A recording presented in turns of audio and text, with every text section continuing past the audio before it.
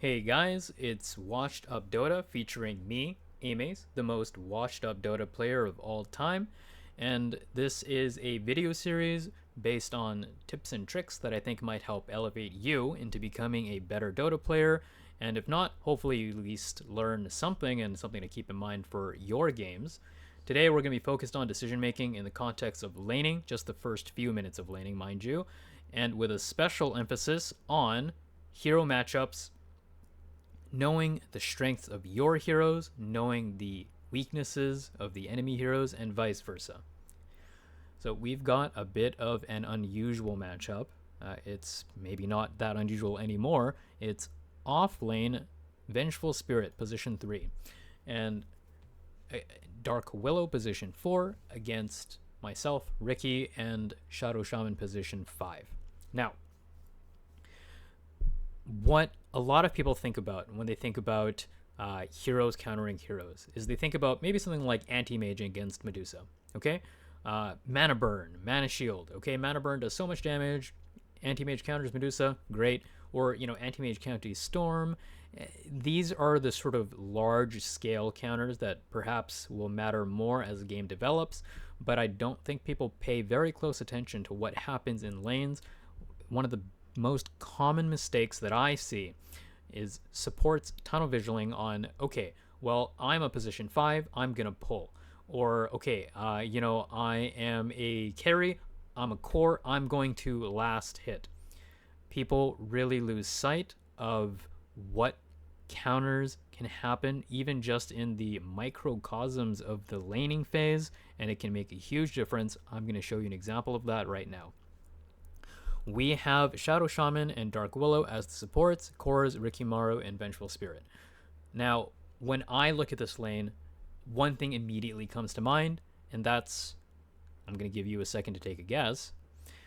It's that Shadow Shaman has a very strong channeling spell, and anyone who hasn't played Shadow Shaman, well, it's important to know what your enemy heroes can do. Shackles is one of the most oppressive spells. It's a stun, it's a heal, it does damage. That's crazy. That's a 3-in-1. Okay, it's just an absolutely great spell, very easily counterable by any sort of silence, any sort of stun. What's interesting about this matchup? Enemy heroes don't have many stuns. Vengeful Spirit has a magic missile. She is the singular stun in the lane.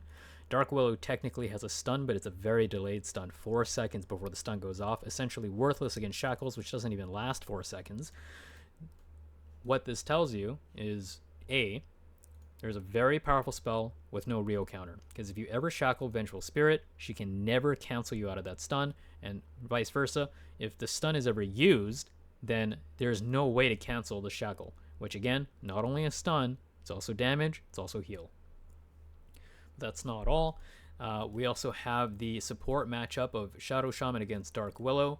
Dark Willow, very low base damage, 52, and she's got a Fairy Fire putting her at 54, and she's got base armor of 16% against Shadow Shaman with a base armor of 6, which gives 26% physical damage reduction and a base damage of 70.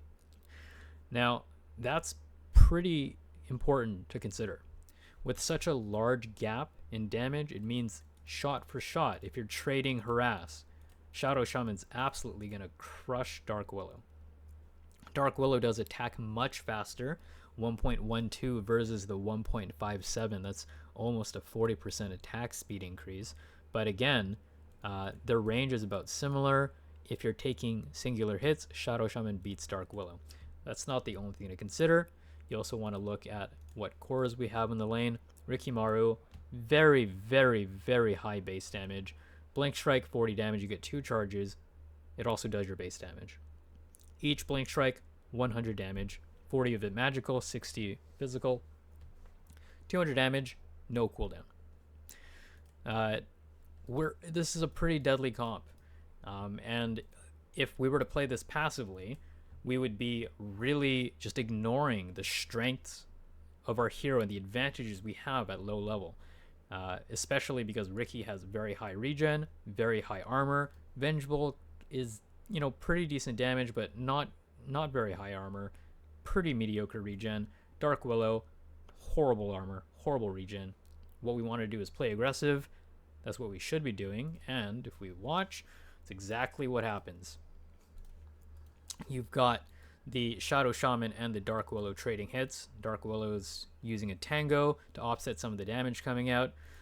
Shadow Shaman does the same. At this point, Shadow Shaman has actually taken quite a bit more harass damage.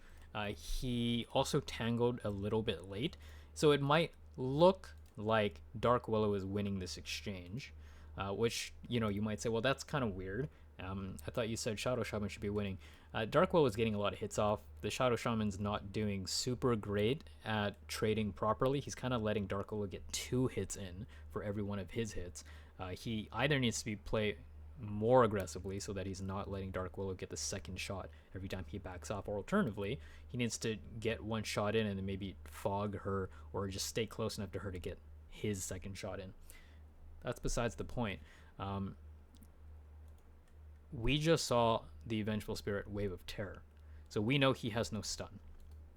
Shadow Shaman knows that Vengeful Spirit has no stun, and look at how far out this Dark Willow is.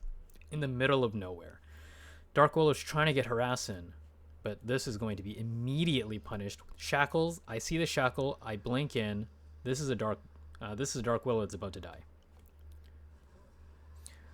Our Shadow Shaman does manage to get out thanks to the powerful foul play. It's a little bit lucky in the sense that Vengeful Spirit did not pick the right target. As you can see, I am now top of the net worth with very, very few last hits. I've got no last hits. I've only got deny, but this is in part because I'm posturing to get that kill in on the Dark Willow. I see Shadow Shaman attacking the Dark Willow. I want to make sure that I'm in a position where I'm able to blink if she does go out of position, which she does. We get that first blood, and now I am top of the net worth, as you can see. So at this stage, we've got the kill. What do we want to do? In terms of decision making, we've played this lane exactly as how I think it ought to be played. We were aggressive with a stronger team. Now we're low on resources. We want to back off. I'm getting these last hits. I managed to dodge the Bramble Maze, but as you can see, we kind of want to just back off now. So I want to give you a look into an alternative world in which perhaps Shadow Shaman doesn't play aggressively. Maybe they just focus on dewarding this so they can pull, which is great. But if that were to happen, I would have been left alone. My last hits are already not, they're not great. I'm taking constant harass from the Vengeful Spirit. But most importantly, I would be left alone, fending against both Dark Willow as well as the Vengeful Spirit, while Shadow Shaman's working on this ward. We would never have obviously gotten that first blood. This lane would have already been a lot different. So going back to the lane that we're in, we're healing up. We're trying to get some regen up because we know, look, we got the kill. We want to make sure we keep our advantage. We don't want to do anything stupid, right? So we're kind of just playing safe, waiting for us to heal up. At this point, Shadow Shaman goes to deward this. Why? Because he's healing up. We don't want to play too aggressively. We kind of want to think about whether or not we want to pull. He does get the deward off. I'm just focusing on last hits, and we are healing up a bit. Shadow Shaman's about to hit 2, and I think at this point we're considering making a move because our wave is still pushed. We can't pull just yet. Okay, so this is pretty wild. You can see the Shadow Shaman almost diving, going into the creep wave to attack this Vengeful Spirit. And he's taking a lot of punishment right now. He gets stunned, he gets mazed, everyone's attacking him, the creeps are attacking him. But he's got such high base armor, and he immediately turns this around to shackle the Vengeful Spirit after the stun. He's essentially living through this, and we're attacking this Vengeful. We actually get this kill. And again, at this stage, even though my CS is not exceptional, I'm top of the net worths just off of strong fights. No pulls, very low CS, which is not great. I'm not recommending anyone have low CS, but because we are playing our heroes to their strengths, we know the amount of burst damage we do, we know how tanky we are, we know that once they've got a stun, shackles are free. Because of that, I am top of the net worth. And then of course, in typical Dota fashion, a true washed up gamer, I try outplaying this Dark Willow. I have the wrong item in my inventory. I dive a little bit too far. I get I get brambled, double brambled because I don't walk away properly and I die. Obviously, not good. I wanted to highlight that death. Why? Greed is bad. Okay, this is not Warcraft 3. Greed is not good. I die at one of the worst possible timings because this is when you need to be playing for the Lotus. And failing to play for the Lotus is definitely going to be very punishing later on in the lane. And I mean, this is how you throw a lead. This is your typical 2K MMR position 1, playing like a dumbass once you're ahead. Don't do that. But I'm not going to go too much further in the lane from there. At this stage, we're a little bit more evened out. I'm still decent on the charts, but obviously me throwing that lead wasn't great. What I want to focus on, though, is how those initial 2-3 minutes went and the sort of decision making that goes into that, knowing the strength of your hero, knowing when to fight as opposed to pull, and what I really should have done is knowing when to back when you're ahead. Now, I just want to show you briefly. Had I not died there, and I believe here, if I hadn't died, I would have had a massive lead. Well over their position 3, and certainly well over the position 4 Dark Willow. It's unfortunate I throw here. You know, always keep in mind when you do limit testing on heroes, you can get punished. Not ideal. Sometimes much better to just take the win and back off. So that's about what I wanted to go over. I hope it wasn't too esoteric or too confusing. This is probably not your typical lane in the sense that you don't really have the same sort of harass and poking going on. You don't really have pulls. We've really ignored a lot of the mechanics in favor of just the strength of our heroes and pressuring, using that strength to pressure the enemy lane to really farm through kills as opposed to pulling.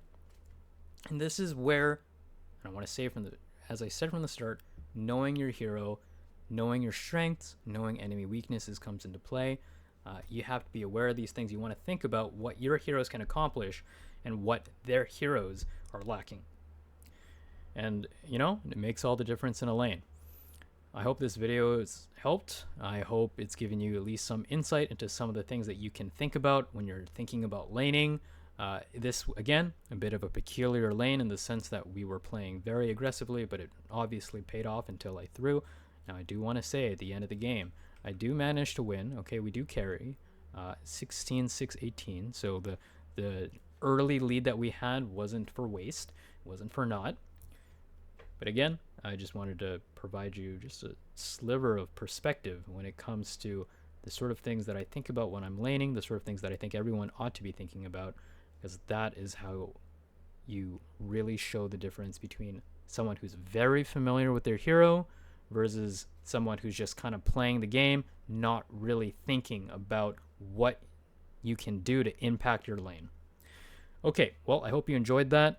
Let me know if you have any comments, if any of this was maybe too confusing. I have a lot more things that I want to talk about, but that's where I will end it for now. Please let me know if you have any comments, any questions. I'll be more than happy to answer them. Thanks.